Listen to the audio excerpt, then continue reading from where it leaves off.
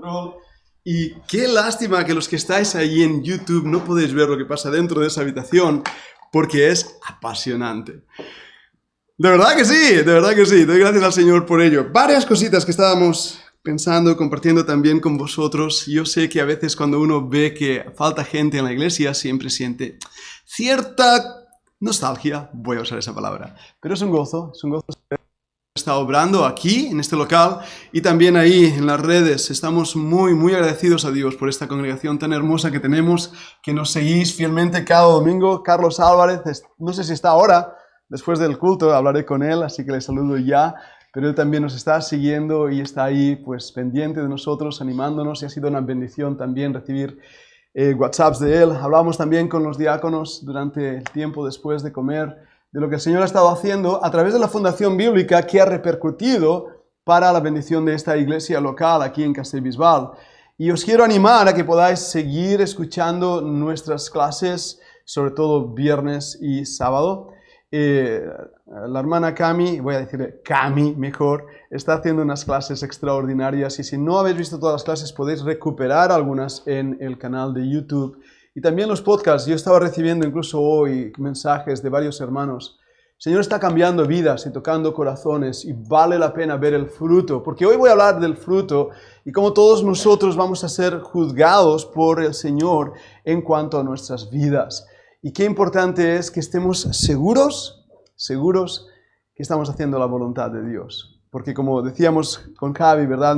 Después de comer, cuando uno sabe que está haciendo la voluntad de Dios, a pesar de la dificultad, a pesar a veces de la oposición del enemigo, a pesar a veces incluso del desánimo de uno mismo, si sabes que estás haciendo la voluntad de Dios, continúas adelante. Así que muchas gracias por vuestras oraciones. Vamos a ir a 1 Corintios, capítulo 3. Voy a hablar del juicio Bema. Voy a hablar del juicio Bema, y dirás, ¿y eso qué es lo que es? El juicio Bema. Bueno, el tribunal de Cristo. El tribunal de Cristo. 1 Corintios, sí. Va. El juicio, eso es. Bema, vamos a hablar de ello, Rosa. Y vamos a ello a 1 Corintios capítulo 3. Leeré desde el versículo 14 y 15 y después iremos al Señor en oración. 1 Corintios 3 y versículo 14. De hecho, voy a ir desde el 12, aunque me centre en esos versículos, y así entraremos en el contexto. ¿Lo tenéis ya? 1 Corintios, capítulo 3, versículo 12. Y si sobre este fundamento alguno edificare oro, plata, piedras preciosas, madero, heno, hojarasca, la obra de cada uno se hará manifiesta, porque el día lo declarará, pues por el fuego será revelada, y la obra de cada uno, cual sea, el fuego la probará. Si permaneciere la obra de alguno que sobreedificó, recibirá recompensa. Si la obra de alguno que se quemare, él sufrirá pérdida, si bien él mismo será salvo, aunque así como por fuego. Señor, bendiga su palabra en nuestros corazones. Vamos a orar. Señor, al abrir las Escrituras estamos gozosos de que tú vas a bendecirlas, porque es tu palabra. Y Señor, en esta tarde sabemos que nuestra confianza está puesta en ti en cuanto al mensaje. Pero Padre, también sé la responsabilidad grande que tengo delante de ti y delante de de mis hermanos. Porque Padre, muchas veces he enseñado cosas mal enseñadas. Y aún en mis mejores intenciones, Padre, no he guiado como debería haber guiado. Pero hoy, Padre, te pido que me ayudes a poder de verdad manifestar lo que es tu palabra y compartir con mis hermanos lo que tú dices en tu palabra, y que sea la autoridad de tu palabra la que toque nuestras vidas y corazones. Úsame para tu gloria, Padre. Enséñame, instrúyeme a los pies de la cruz, igual a cada uno de nosotros, para que crezcamos en ti. Te lo pedimos, Padre, en el nombre del Señor Jesucristo. Amén. El tribunal de Cristo. Vamos a hablar sobre este tema que es sumamente importante, pero antes de hacerlo, quiero hacer una rectificación a la predicación del domingo pasado cuando hablé del infierno y del Hades y dije que el infierno era eterno. En mi mente estaba pensando el lago de fuego, el castigo es eterno. La palabra infierno y Hades son dos palabras utilizadas en la Biblia, una del hebreo y el otro averno, inferno del griego y latín. Pero eso es lo que es la muerte que será echada al lago de fuego. El infierno, por lo tanto, no es eterno, y si dije esto así fue debido a que mi mente está pensando en el lago de fuego. Un hermano con mucho cariño me lo hizo hacer notar, digo, voy a corregirlo para que los hermanos no caigan en una confusión. El lago de fuego, eso sí es eterno.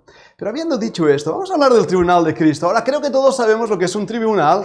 Si no habéis estado en un tribunal o en un juicio, mejor, vale más no estar. Pero seguro todos habéis visto en alguna película esa ocasión donde hay 12 personas por lo menos sentadas y hay alguien en el patíbulo que va a ser juzgado por sus hechos. Ha cometido una infracción, ha cometido algo que debe ser castigado, está penado por la ley y por lo tanto esa persona es llamada delante del juez y el juez trae los cargos y en esos cargos ahí está escrito todo lo que ha hecho o ha dejado de hacer por omisión y entonces va a ser juzgado. Eso es un juicio.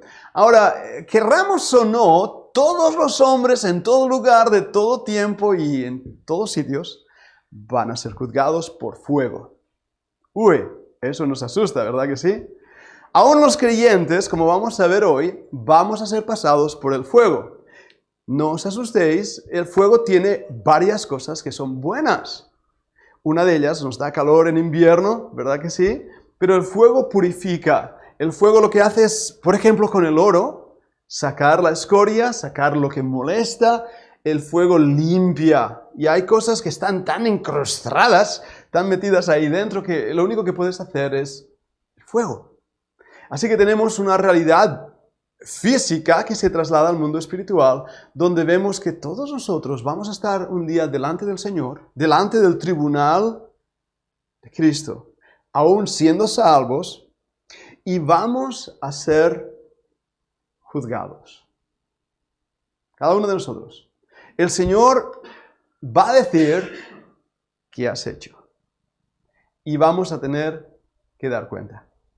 En el Nuevo Testamento, como veremos, hay algunos pasajes que nos indican claramente la importancia de este evento y la responsabilidad de este evento. Uno de los lugares, hablando de los talentos, ¿recordáis? Que el Señor llamó a cuentas a sus siervos y dijo, a ver, ¿qué has hecho con el talento que te di? Unos lo habían multiplicado, a uno le dio 5, tenía 10 ahora, estaba contento y fue a su Señor y dijo, mira lo que he hecho. Pero había uno que tenía un talento, ¿y qué hizo con el talento? ¿Lo recordáis? Lo enterró, tenía miedo, sabía que eres un juez justo, estaba asustado. Y en esa parábola el Señor nos habla a cada uno de nosotros diciendo, mira hijo, te he dado una misión a cumplir, te he dado unas herramientas a utilizar, te he dado para que des fruto y ahora vienes y tienes que decirme qué has hecho. Y ahí viene una gran responsabilidad. En la Biblia nos habla como la salvación es gratuita, no hay duda alguna. Y la salvación no se consigue por las obras que hemos hecho. No es lo que hacemos lo que nos hace ser aceptados por Dios. Es lo que somos. Es lo que somos. Pero también la Biblia nos habla claramente de que vamos a tener que rendir cuenta al Señor. Si hemos andado en el Espíritu o hemos andado en la carne. Si le hemos amado o no le hemos amado. Si hemos tenido su nombre en vano o no. Esta semana en los podcasts veíamos y nos compartía nuestra tutora Cami en ese podcast que hablaba, recordáis, sobre ser vestidos de la santidad de Dios. Y en ese aspecto veíamos claramente, con tanta importancia, que nuestra vida tiene que ser una vida de santidad, de entrega al Señor, de consagración absoluta a Él.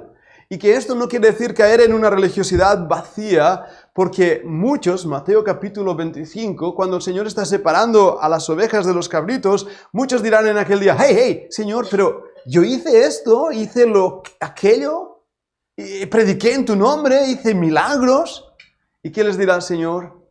Nunca os conocí, apartaros de mí, obradores de maldad. Y esto es una gran responsabilidad, ¿verdad que sí? Así que ahora empezamos a entender un poquito más lo que vamos a ver en este pasaje que acabo de leer. El fundamento es Cristo. Nuestra salvación está basada en una salvación por gracia. Un regalo que Dios nos ha dado que nosotros no merecíamos. Somos indignos. Nadie puede hacer obras para ganar ese regalo. Porque por las obras de la ley, nos dice la Biblia, ninguna carne será justificada para con Dios. La salvación es tan cara que no podemos comprarla. No podemos pagarla. No podemos darle a Dios algo para que Él nos dé esa salvación. No hay dinero en el universo. No hay obras en el universo. No hay nada que podamos decir a Dios, ten, aquí te lo doy a cambio de. Es tan cara que nadie puede pagarla, pero Dios la da gratuitamente. Esa es la salvación. Y el fundamento de nuestra fe es el Señor Jesucristo. Y si tú no estás aquí o en la iglesia donde estés por Cristo, si estás por otra cosa, estás equivocado. La única razón del cristianismo de ser y existir es Cristo. Él es el fundamento. Y cuando empezamos nuestra vida cristiana, hemos nacido de nuevo. En ese mismo instante, ahora tenemos a Cristo como Señor de nuestras vidas. No solo como Salvador. Él es Señor. Y Él pide de nosotros una total rendición a su voluntad, sus propósitos, para seguirle, obedecerle, amarle, disfrutarle, tener una relación con Él personal. Él es nuestra roca sobre la cual edificamos. Ahora bien, la Biblia dice, tenemos que ver cómo edificamos. Por eso el versículo 12 que he leído, si alguno, sobre este fundamento, Cristo, alguno edificare oro, plata, piedras preciosas, madera, heno o hojarasca, la obra de cada uno será manifiesta, porque el día la declarará. ¿Qué son estas palabras? Bueno, Dios solamente conoce los motivos del corazón. Yo no. Pero Dios, que sabe lo que estás haciendo y por qué lo estás haciendo, sabe si realmente lo que estás haciendo busca su gloria o busca tu gloria. Cuando hacemos las cosas que hacemos, lo hacemos realmente buscándole a Él con su fuerza o con nuestra fuerza. Cuando estamos predicando el Evangelio, ¿lo predicamos para engrandecernos a nosotros, pensando que somos mejores, o realmente para compartir este glorioso Evangelio? Y tomando esos ejemplos, podemos entender que el oro, la plata y las piedras preciosas es todo aquello que hacemos para el Señor que tiene valor. Que tiene valor. Y todo aquello que es heno, hojarasca y madera, que se consume con el fuego, es todo aquello que hacemos que no tiene valor. Que no tiene valor. A mí esto me deja realmente en un momento de parar mi vida y decir, ¿qué estoy haciendo para el Señor? ¿Qué estoy haciendo? Muchas personas religiosas creen que el hacer cosas les da cierta seguridad en cuanto a su propia justificación y justicia. Y Dios dice, estoy harto, estoy cansado de vuestros ritos, de vuestras costumbres. Es lo que pasaba en el antiguo Israel. Todas esas cosas que parecen y tienen apariencia van a ser quemadas. No sirven de nada. Un día estaremos delante del Señor y Él va a llamarnos a cuentas y dirá, ¿qué has hecho? Y dirás, he hecho todo esto, Señor. Y el Señor dirá, no sirve para nada lo que hiciste, porque lo hiciste para ti. No lo hiciste para mí. ¿Entendéis lo que estoy diciendo? Y ese momento es un momento de vergüenza y de dolor. Porque estaremos delante de la presencia del Señor y yo no sé cómo va a ser, no puedo pensarlo bien, pero toda la iglesia, todos los creyentes, todos vamos a pasar por ese fuego y el Señor va a decir, está bien, Pedro, ¿qué has hecho? ¿Por qué predicaste el Evangelio? ¿Por qué hiciste esto en la iglesia? ¿Por qué hiciste aquello para aquel hermano? ¿Cuál era el motivo secreto de tu corazón? Y solo el Señor lo sabe. Ahora, quiero aclarar que esto no es el fuego del purgatorio. Porque el purgatorio no existe en la Biblia. No existe. Pero sí va a haber ese momento donde la iglesia del Señor va a estar ante su presencia y vamos a ser llamados a cuenta. Y hermanos, tenemos que darnos cuenta que muchas gente populares no van a ser tan populares. Los grandes hombres de Dios que yo mismo he usado en el pasado, hablando de Sotanito o Menganito, diciendo, es que era un gran hombre de Dios. Solamente Dios sabe quién es el verdadero gran hombre, gran mujer de Dios. Porque Dios conoce los corazones y vamos a llevarnos muchas sorpresas en el cielo. Por eso es momento de que sacudamos de nosotros el polvo y la holgazanería y nos demos cuenta que estamos viviendo en un tiempo donde el fuego puede probar nuestro corazón. Vamos a ver varios pasajes en la Escritura relacionados con esto. Vayamos un momento a Isaías 33:13. Y si mantenéis ahí la Escritura, pero vayamos un momento a Isaías, capítulo 33. Isaías 33, versículo 13. Fijaros en este versículo, es realmente precioso. Dice, oíd los que estáis lejos, los que he hecho, y vosotros los que estáis cerca, conoced mi poder. Está hablando Dios.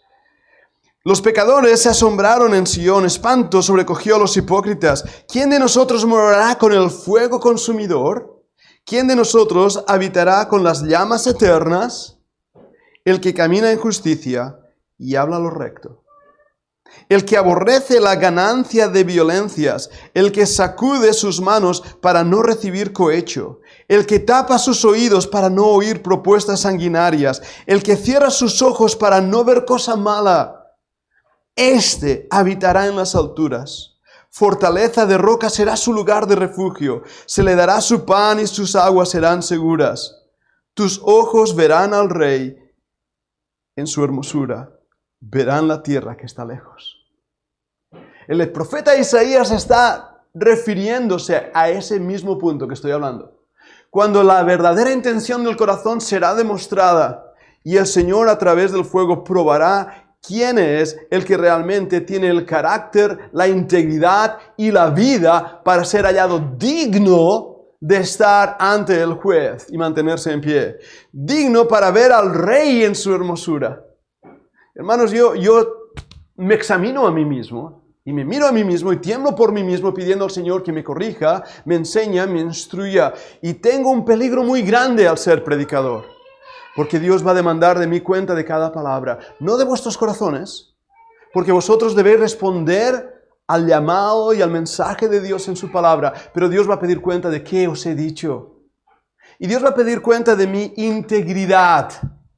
Y muchas, de verdad, hermanos, más ahora que nunca, estamos viviendo con muchos falsos profetas que están arrastrando a multitudes hacia un falso evangelio. No hay integridad, están yendo a vivir una vida de desolación, entregada a los placeres de este mundo, entregadas a los bienes de este mundo. Escuchaba ayer a alguien diciendo, yo oré a Dios que me diera una camioneta, un pickup truck, se dice en inglés, y Dios me lo dio más de lo que esperaba.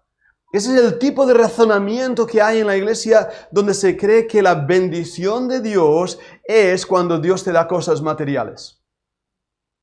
Y si estás enfermo es porque Dios te ha maldicho. Y si eres pobre es que Dios te ha maldicho. La maldición de Dios cae sobre ti cuando aparentemente no tienes bendiciones de la tierra. Pues conozco a algunos, entre ellos el apóstol Pablo, que no tenían nada. Aún en la cárcel tuvo que pedir prestado una chaqueta porque tenía frío, un manto. La bendición de Dios, hermanos, no es lo material. Pero estamos viviendo en tiempos donde hay gente que lo único que pide es el dinero, la popularidad, es la gloria y el esplendor. Y tenemos que denunciar este error, porque el Señor lo ha dicho aquí bien claro en Isaías. El que camina en justicia, habla lo recto, el que aborrece la ganancia de violencias, el que sacude sus manos para no recibir cohecho, el que tapa sus oídos para no oír propuestas sanguinarias.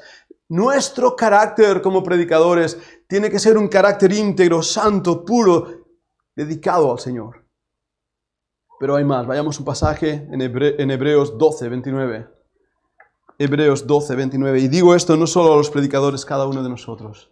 Debemos tener estas características. Debemos realmente vivir una vida que glorifique al Señor, donde Cristo sea visto en nosotros y no el fruto de la carne. El libro de Hebreos, capítulo 12 y versículo 29. Dice así las Escrituras. Porque nuestro Dios es, ¿qué? Fuego consumidor. Nuestro Dios es fuego consumidor. Hemos hecho a Dios pequeño y a las cosas grandes. Hemos hecho a las personas grandes. Hemos permitido que las personas tengan control de nuestras vidas y no nos damos cuenta que nuestro Dios es fuego consumidor, que vamos a estar ante su presencia y ante su presencia tiembla la tierra. Y hemos convertido a Dios en el Dios de la lámpara maravillosa que nos da nuestros caprichos, nuestras ideas, y queremos vivir una vida llena de placeres y de bienestar, olvidando que Dios va a poner a prueba todo ante su presencia. Vayamos a un último pasaje en Apocalipsis, capítulo 1 y versículo 14. En esta sección, Apocalipsis 1, 14. Fíjate en esto, sus cabellos eran blancos como blanca lana, como nieve, sus ojos como llama de fuego, como llama de fuego. El fuego purificador del Señor. Solo aquello que permanece ante sus ojos de fuego es lo que tiene valor en esta vida. Solamente aquello que no va a ser quemado es lo que tiene valor en esta vida. Y si nuestra vida estamos construyendo con madera y con hojas y hojarasca, nuestra vida va a ser consumida como una inutilidad y será demasiado tarde. ¿Os dais cuenta la gran responsabilidad que tenemos delante de Dios? La gran responsabilidad. Cada palabra que decimos, Dios la oye y va a pedir cuentas. Cuando hay críticas, hay ataques contra hermanos, hay habladurías, cuando hay amargura, cuando hay envidias, pleitos. Recordad ahí en el Efesios, creo que esta semana también hablamos, ayer mismo, del fruto de la carne. Si no habéis escuchado el podcast, os animo a que lo escuchéis. El fruto de la carne, o los frutos. Es como una granada que cuando explota salen sus trozos de metralla por todos sitios, haciendo daño. Los frutos de la carne van a ser quemados. Van a ser quemados. Pero en esa parte negativa, hermanos, hay ahí en Corintio algo que dice que va a ser hermoso. El oro. El oro. Las piedras preciosas. ¿Y qué es esto? Volviendo al pasaje que hemos mencionado en 1 Corintios capítulo 3.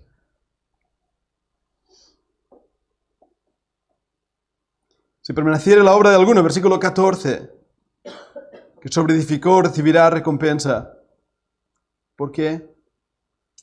Porque la obra va a ser revelada. Versículo 13, la obra de cada uno será manifiesta porque el día la declarará, pues por el fuego será revelada y la obra de cada uno cual sea, el fuego la probará.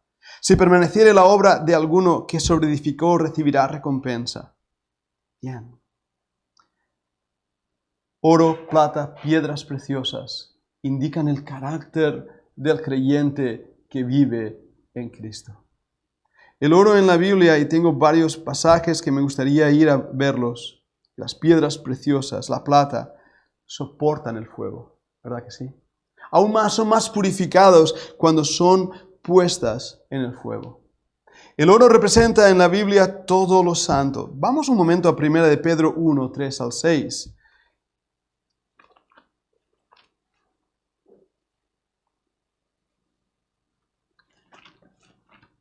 Buscando en la Escritura 1 de Pedro, capítulo 1, versículo 3.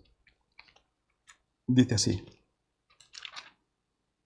Bendito el Dios y Padre de nuestro Señor Jesucristo, que según su grande misericordia nos hizo renacer para una esperanza viva por la resurrección de Jesucristo de los muertos, para una herencia incorruptible, incontaminada e inmarcesible. Esa palabra tan extraña quiere decir que no se marchita, reservada en los cielos para vosotros, que sois guardados por el poder de Dios mediante la fe para alcanzar la salvación que está preparada para ser manifiesta en el tiempo postrero, en lo cual vosotros os alegráis, aunque ahora por un poco de tiempo, si es necesario, tengáis que ser afligidos en diversas pruebas, para que sometida a prueba vuestra fe, mucho más preciosa que el oro, el cual, aunque perecedero, se prueba con fuego, sea hallada en alabanza, gloria, honra, cuando sea manifiesto Jesucristo.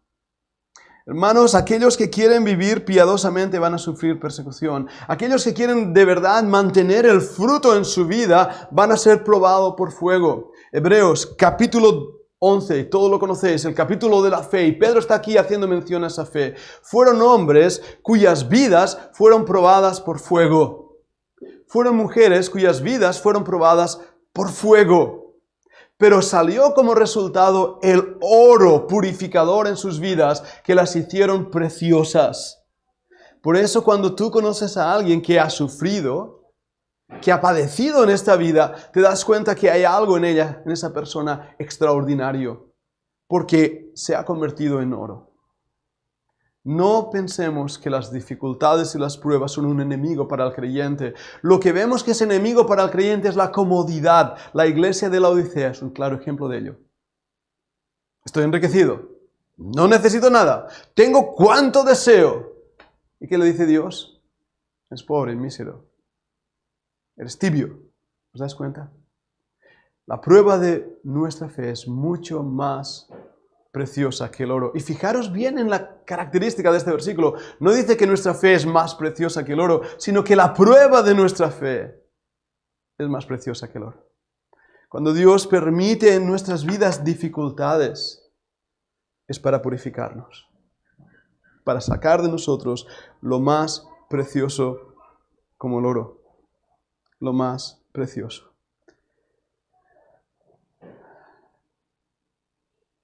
Vamos a ver un pasaje más. Tengo varios apuntados, pero me gustaría, por causa del tiempo, simplemente ir rápidamente. Vamos un momento a Efesios 4:8. Efesios 4:8.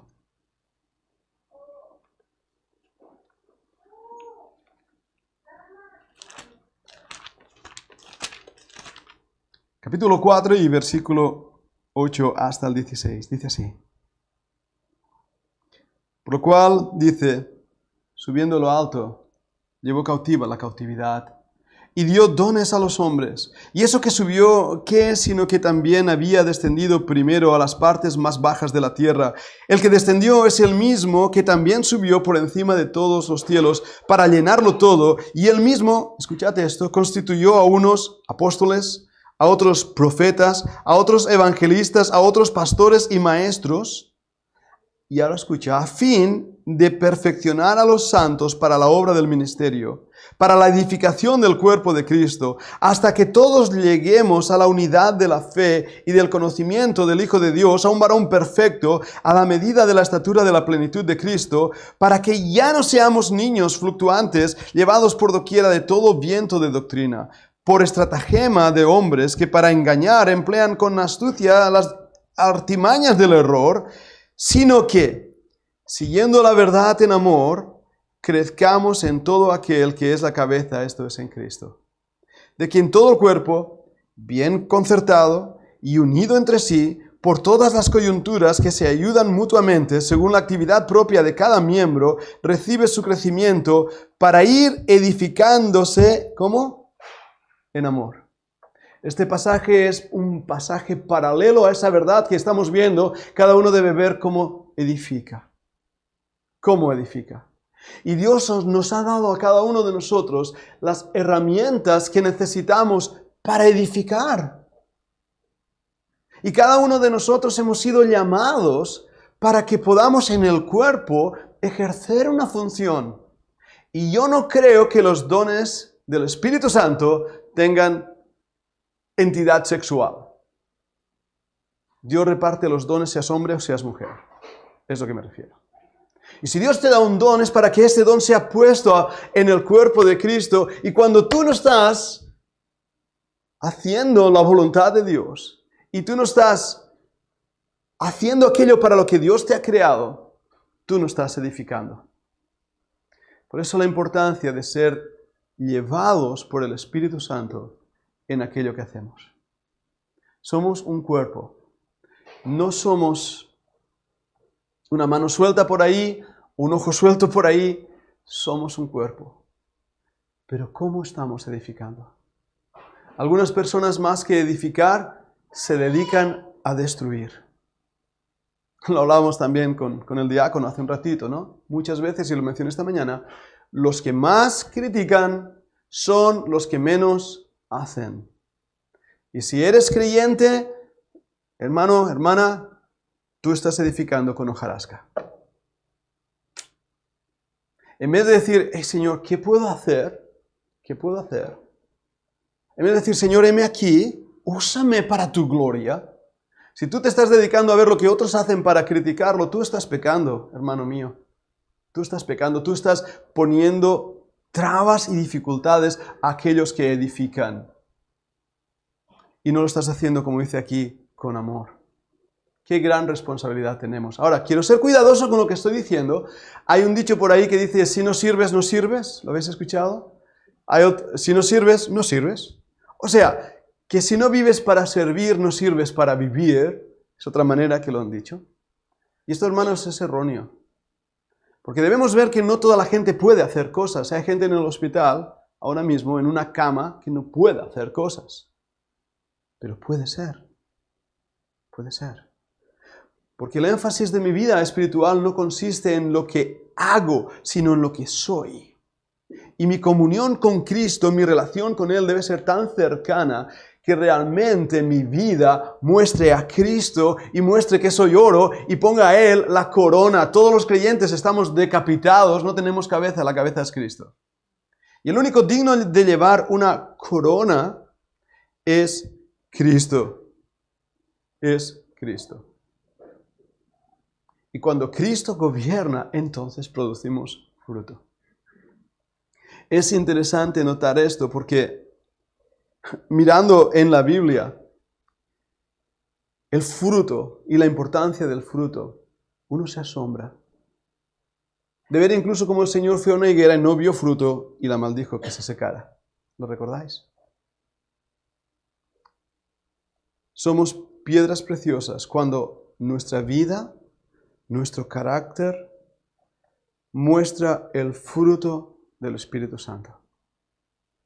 Cuando nuestro andar en esta vida muestra que andamos con Cristo.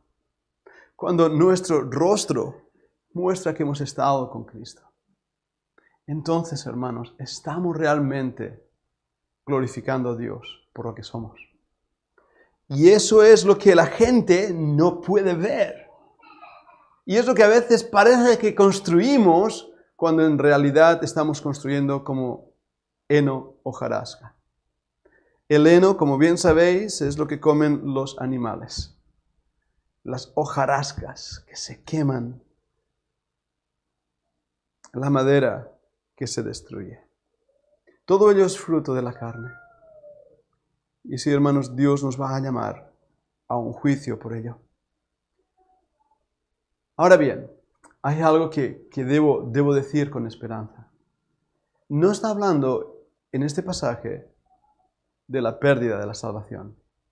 Vayamos un momento otra vez a Corinto, capítulo 3 y la última parte. Si la obra de alguno se quemare, él sufrirá pérdida. Si bien él mismo será salvo, aunque así como por fuego. Wow, ¿qué quiere decir esto? Bueno, el Señor mismo pesará nuestros actos para comprobar y examinar nuestro servicio a Él. Los creyentes fieles recibirán coronas y galardones. Pero esas coronas y galardones no son para que se las pongan en sus cabezas. Lo vemos en los pasajes de Apocalipsis, cuando recibirán una corona. Y la Biblia nos habla de una corona incorruptible. Pero ¿para qué recibirán esa corona? ¿Lo has pensado alguna vez? ¿Para ponerla en la cabeza? Decir, ¡uh! He cumplido con el Señor, me pongo la corona. No. Recordad que nuestra salvación es totalmente gratuita. No hay nada que podamos dar a Dios para pagar la salvación. Llegaremos ante su presencia con las manos absolutamente vacías. Absolutamente vacías. Pero si le hemos sido fieles al Señor, si hemos construido con oro, con piedras preciosas, la Biblia nos habla de galardones, premios es otra palabra, que Dios pondrá en nuestras manos. ¿Con qué objetivo? ¿Con qué propósito? Para que cuando recibamos esas coronas, esos galardones, podamos mirar a nuestro Señor y podamos decir, Señor, yo vine sin nada en mis manos, pero he recibido esto de ti, para que ahora pueda ponerlo a tus pies para adorarte. ¿Lo veis? Es por eso este juicio que vamos a ser todos llamados. Para que de verdad la vida que hemos vivido aquí en la tierra tenga el propósito de llenar nuestras manos y dar algo a Dios. Muchas veces los predicadores hablamos de la consagración, seguro lo habéis escuchado. La palabra en hebreo consagrar quiere decir literalmente llenar las manos de Dios. Cuando tú y yo nos consagramos a Dios, es como si Dios extendiera sus manos y nuestra vida va a parar en sus manos. Y nuestra vida le glorifica. Él no nos necesita. No penséis que nos necesita. Pero nuestra vida ahora se ha convertido en una fragancia, en un olor de suavidad aquí en la tierra. Por eso cuando leemos en el tiempo de Noé que Dios juzgó la tierra, pero Noé hizo un sacrificio y dice que percibió Jehová olor grato, fragancia grata. Mi vida es eso, en medio del juicio y de las tinieblas. Cuando yo rindo mi vida a Dios, entonces soy oro. Soy una piedra preciosa. Entonces sí, mi vida tiene sentido a pesar de las dificultades. Por lo tanto, en esta conclusión a la que ya llegamos, ¿cómo debemos construir? El versículo 16 de 1 Corintios 3 dice, ¿no sabéis que sois templo del Dios y que el Espíritu de Dios mora en vosotros? Si alguno destruyere el templo de Dios, Dios le destruirá a él, porque el templo de Dios, el cual sois vosotros, santo es. Nadie os engañe a sí mismo. Si alguno entre vosotros se cree sabio en este siglo, hágase ignorante para que llegue a ser sabio, porque la sabiduría de este mundo es insensatez para con Dios, pues escrito está, Él prende a los sabios en la astucia de ellos. Y otra vez, el Señor conoce los pensamientos de los sabios, que son vanidad. Así que ninguno se gloríe en los hombres, porque todo es vuestro. Sea Pablo, Apolos, sea Cefas, sea el mundo, sea la vida, sea la muerte, sea lo presente, sea lo porvenir, todo es vuestro. Y escucha este versículo. Y vosotros de Cristo, y Cristo de Dios. Nuestra vida le pertenece a Él, hermanos. Somos el templo del Espíritu Santo. El Espíritu habita en mí. Por lo tanto, debo estar muy apercibido de esa realidad para que mi vida transmita fruto. Fruto que le glorifique. Para que mi vida edifique a otros con amor. Para que mi vida sea un olor grato de suavidad y la sabiduría de este mundo y los populares de este mundo tal vez sean quemados. Tal vez incluso algunos ni lleguen a la presencia de Dios. Pero quiera el Señor hacernos ver esta gran realidad que mi vida puede contar para la eternidad. Cuando estoy dispuesto a vivir ahora en el tiempo de tal manera que le honre y le glorifique. Es un llamado a la consagración. Es un llamado a decir, Señor, quiero ser tuyo. Y quiero vivir de tal manera que consuma mi vida como una ofrenda encendida ante tu presencia. Porque un día estaré ante ti. Estaré ante el juez. Y tú me mirarás a los ojos. Y tendré que dar cuenta. Y tendré que decir por qué hice las cosas y cómo las hice. Y el Señor no te va a decir, ¿qué hiciste? Sino, ¿fuiste fiel? Esa es la gran pregunta. Porque la Biblia dice, sobre poco has sido fiel. Sobre mucho te pondré. Pero esa primera parte, sobre poco has sido fiel. me llama a mí a una responsabilidad y a una consagración importante. Dios quiere mi fidelidad para ser como el oro. Pensemos pues en esto, en esta tarde, y hagamos que nuestra vida marque la diferencia. Vivamos para la eternidad, no para el tiempo, entendiendo que andamos al lado de aquel que nos llamó de las tinieblas a su luz admirable. Vamos a orar. Padre, las glorias de este mundo son vacías, no tienen sentido. Lo hemos leído aquí, Padre. La sabiduría de este mundo y los sabios de este mundo no sirven de nada. Pero el mundo aplaude la popularidad, la riqueza, la hermosura. Y vivimos en días donde el cristianismo actual está siendo arrastrado a esas mismas ideas y el cristianismo está siendo fruto en la carne y dando fruto en la carne, no en el espíritu. Señor, ayúdanos a que nuestra vida sea como el oro, nuestra fe sea como el oro aún probada, Señor, pero permanezcamos firmes en la dificultad. Acompáñanos, Padre, a lo largo de este caminar hasta que tú vengas, porque un día estaremos ante tu presencia. Haz que este mensaje sea de bendición para las almas. Te lo pedimos en el nombre de Jesucristo. Amén. Gracias, hermanos. Javi, cambiamos.